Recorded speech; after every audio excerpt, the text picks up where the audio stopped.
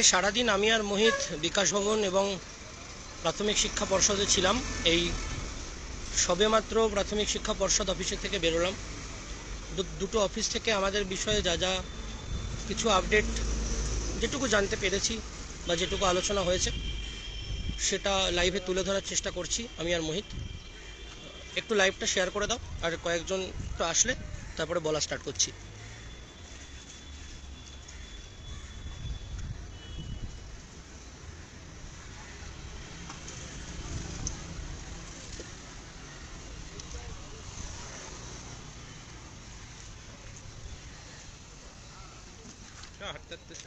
বল, এই দাঁড়ালে হাঁটতে থাকলে নেটওয়ার্ক ইস্যু হবে। বল তুই ধর, এক জায়গায় দাঁড়া, নাহলে নেটওয়ার্ক ইস্যু হবে। এক জায়গায় দাঁড়া।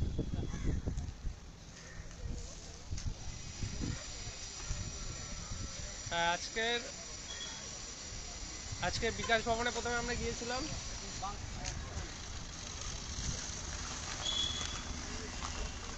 তারপরে পর্ষদে এসেছিলাম। যেহেতু আমরা দেখেছি যে একটা বিকল্প পথেও নোটিফিকেশন দেওয়া সম্ভব, সেটা প্রমাণিত হয়ে গেছে এসএসসির ক্ষেত্রে। তো আমাদের নিয়েও যাতে সেইভাবে নোটিফিকেশন করা যায় সেই দাবি নিয়ে আমরা এসেছিলাম।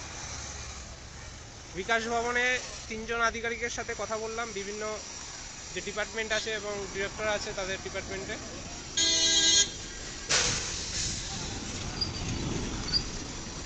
সেক্রেটারি স্যার ঢুকলো।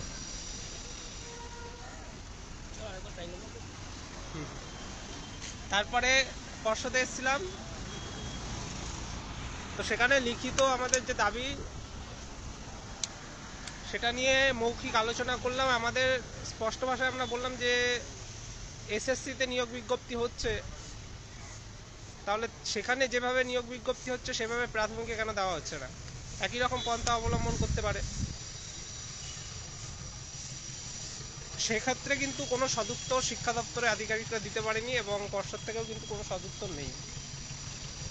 বাস্তব কথা হচ্ছে, যতক্ষণ না নিয়োগের নির্দেশ মুখ্যমন্ত্রী দিচ্ছে ততক্ষণ নিয়োগ হবে না, এবং যতক্ষণ না নিয়োগ দিতে পারছে ততক্ষণ একটার পর একটা ওরা নানা কথা বলে যাবে যে এটার জন্য হচ্ছে না, ওটার জন্য হচ্ছে না, এটা হলে হবে, ওটা হলে হয়ে যাবে, এগুলো বলতে থাকবে। তো নিয়োগের যতক্ষণ না নির্দেশ আসছে উপরতলা থেকে ততক্ষণ কিছু সম্ভব হচ্ছে না। আর ওবিসি নিয়ে অনেকে জিজ্ঞাসা রয়েছে। ওবিসি নিয়ে দেখেছো যে সংবাদে খবর প্রচারিত হচ্ছে, সেখানে আগেই আমরা নিজেরা আলোচনা করেছিলাম, তখনই বলেছিলাম যে আমাদের 9 তারিখের মধ্যে এই রাজ্য সরকার কি করতে চাচ্ছে সেটা ঠিক করে ফেলবে। কারণ লাস্ট পাবলিক হিয়ারিং জনশুনানির তারিখ তারা 9 তারিখের দিকে রেখেছে। সেটা হওয়ার পরে রাজ্য সরকার নতুন কিভাবে লিস্ট করছে, কিভাবে সংরক্ষণ করছে, অনেকে নানা প্রশ্ন করছে যে আমরা থাকবো কি থাকবো না, বা কত ওবিসি এবি ভাগ থাকবে কিনা, এগুলো নানান রকম প্রশ্ন আসছে। তো সেগুলো তখনই জানা যাবে, আগে থেকে কেউ বলতে পারবে না। কাজ চলছে। সেটা হওয়ার পর সংবাদ মাধ্যমে যেটা এসছে দেখেছো যে বিধানসভায় পেশ করা হবে হাইকোর্টের রায় অনুযায়ী, সেরকম পেশ করবে। আর সব কিছু আপনারা ওপেন জানতে পারবেন হচ্ছে আশা করি 19 তারিখে। 19 তারিখে যখন হাইকোর্টে মামলা হবে, সেই মামলা সবাই দেখতে পায়, তো সেই মামলাতেই আপনারা দেখতে পারবেন এবং রাজ্য সরকারের বক্তব্য কী এবং তারা কি সিদ্ধান্ত নিল সেটা পরিষ্কারভাবে জানা যাবে। এবং তখন আমাদের আরেকবার আসতে হবে এবং আমাদের যে কর্মসূচি আমরা করে যাচ্ছি সেই প্রথম থেকে, যখন থেকে আমরা জানি যে নোটিফিকেশান তারা দেবার কোনো সম্ভাবনা নেই, তারা দেবে না, পুরনো নিয়োগ চলছে, তাও তখন থেকে আমরা কর্মসূচি করছি একটাই কারণে, যে আমাদের ধারাবাহিকতা রাখতে হবে, না হলে এরা ভাববে না কখনো। সমস্ত কিছু মিটে যাওয়ার পরে যাতে আমাদের অপেক্ষা করতে না হয় তার জন্যই আমরা কর্মসূচি করে যাচ্ছি।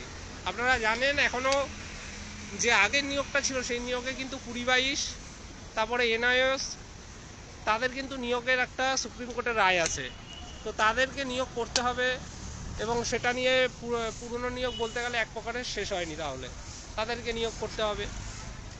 তো সেই দিকেও আমরা তাকিয়ে রয়েছি এবং তাদেরকে এনআইএসের ক্ষেত্রে বলে দিয়েছে সুপ্রিম কোর্ট 3 মাসের মধ্যে নিয়োগ করতে হবে। 4 এপ্রিলে অর্ডার হয়েছিল, তো তাদের 18 তারিখ অবধি এখানে ভেরিফিকেশান হচ্ছে। ভেরিফিকেশান হওয়ার পরে তাদের কিভাবে প্যানেল করে সেদিকে আমরা নজর রাখবো।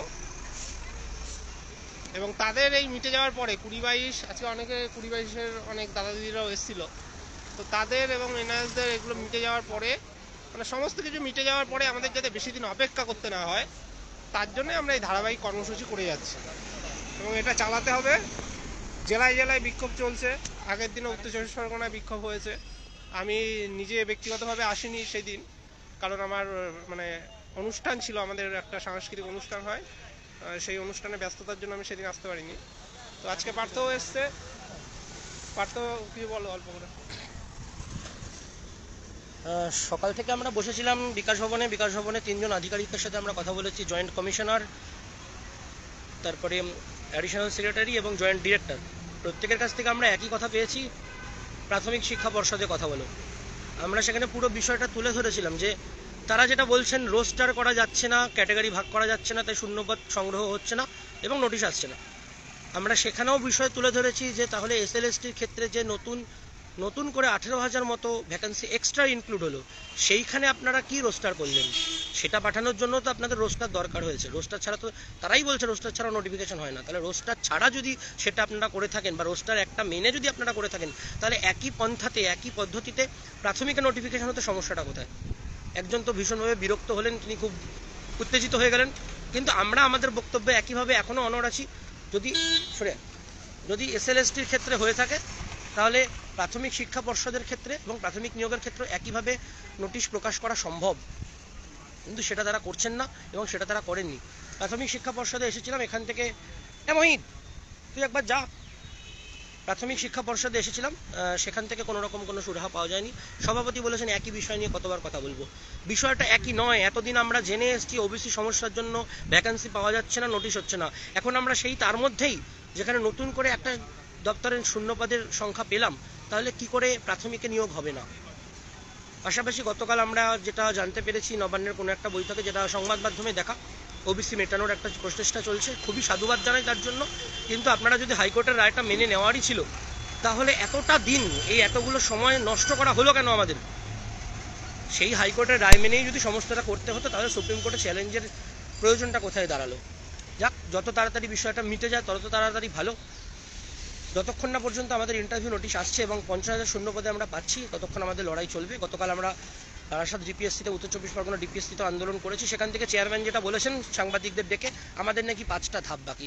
আমি বলছি উনি জানেন না, হয়তো জানেন না উনি, কারণ 5টা ধাপের সমস্ত ধাপই হয়ে গিয়েছে, শুধুমাত্র ইন্টারভিউ বাকি। পর্ষদ নোটিফিকেশন জারি করবে ভ্যাকেন্সি কালেক্ট করে, এবং আমাদের নোটিশ দিলে আমরা সেই নোটিশ বিজ্ঞপ্তিতে ফর্ম ফিল আপ করবো এবং ইন্টারভিউ ডাক পাবো। এইটুকুই শুধু বাকি, শুধুমাত্র ইন্টারভিউ প্রসেস বাকি। তাই বলছি যাই হয়ে যাক, এসএলএসটি একই শিক্ষা দপ্তর যখন এসএলএসটি নোটিশ আনতে পেরেছে, সেখানে যখন রোস্টারের সমস্যা হয়নি, রোস্টারটাকে সাইডে রেখে আনতে পেরেছে এবং ক্যাটাগরি ওয়াইজ ভাগ করেনি, ঠিক একইভাবে আমাদেরও নোটিশ আসুক, এই দাবি নিয়ে আমরা পথে থাকবো, পথে ছিলাম এবং খুব তাড়াতাড়ি আমরা আবার বৃহৎ আকারে নামবো। আমরা দেখেছি 9 তারিখে বিধানসভা অধিবেশন রয়েছে, তখন ওবিসি মিটে যাওয়ার একটা পূর্ণাঙ্গ সমস্যা রয়েছে, কিন্তু সেটা বিধানসভায় মিটছে, তারপরে সেটা কোর্টে রয়েছে এখনও, যত তাড়াতাড়ি মেটুক। কিন্তু যে পদ্ধতি আমরা চোখের সামনে দেখতে পেয়েছি, যে পদ্ধতি আমরা বিগত দিনে বারবার আলোচনায় তুলে এনেছি, সেই পদ্ধতি যখন ব্যবহার শিক্ষা দপ্তর করতে পেরেছে, একইভাবে আমাদেরকেও নোটিশ দিতে হবে। এবং এই যে বঞ্চনাটা চলছে, একই শিক্ষা দপ্তরের চাকরি হারা আর চাকরি প্রার্থীদেরকে বিভেদ করে যে বঞ্চনাটা করার চেষ্টা চলছে, সেই বঞ্চনার বিরুদ্ধে মুখ খুলতে হবে, পথে নামতে হবে এবং আমরা খুব তাড়াতাড়ি বৃহৎ আকারে পথে নামবো। সকলে মানসিক প্রস্তুতি রাখুন। ডিপিএসসিগুলো এখনও যাদের বাকি আছে একটু যোগাযোগ করুন, সেগুলো আমরা করার চেষ্টা করছি। কলকাতা ডিপিএসসিটা আমরা খুব তাড়াতাড়ি করব। যারা কলকাতা ডিপিএসসিতে যেতে চাইছেন একটু আমাদের সাথে যোগাযোগ করবেন এবং খুব তাড়াতাড়ি আমরা বৃহৎ আকারে 23 জেলা মিলে একত্রিতভাবে আবার পথে নামবো আমাদের বঞ্চনার কথা তুলে ধরার জন্য। এটুকুই। আর কিছু বলবি?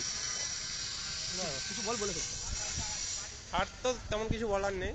তো যেটা আমরা প্রথম থেকেই বক্তব্য রাখছিলাম যে রাজ্য এত লেট করলো কেন, এই সমাধানটা 1 বছর আগেই শুরু করলে এতদিনে মিটিয়ে যেত। সেটা রাজ্য সরকার লেট করলো এবং কেউ যাতে বঞ্চিত না হয়। যারা যারা বাদ পড়েছিল, এর আগেও পরিষ্কারভাবে আমরা বলেছিলাম যে তারা পদ্ধতিগত যে কারণ রয়েছে তার জন্য বাদ গেছে। তাদের মধ্যে অনেকেই হয়তো যোগ্য ছিল, যারা পিছিয়ে পড়া তাদের ওবিসিতে রাখা উচিত ছিল, কিন্তু সমস্তটাই যতজনকে অ্যাড করা হয়েছিল সমস্তটাই বাদ পড়ে গিয়েছিল রাজ্যের কিছু ভুল সিদ্ধান্তের কারণে এবং তাদের গাফিলতির কারণে। এবং এর জন্য সকলেই বঞ্চিত হচ্ছিল। তাই সেই সমাধানটা যদি এত তাড়াতাড়ি করে নেওয়া যেত তাহলে ততই ভালো হতো, সেটাই আমরা জানিয়েছি। আজকে একটুখানি বলছি, আজকে আবার সেক্রেটারি মহাশয় এসছেন, দেখি আর একবার কথা বলা যায় কিনা, তারপরে বাকিটা বলবো।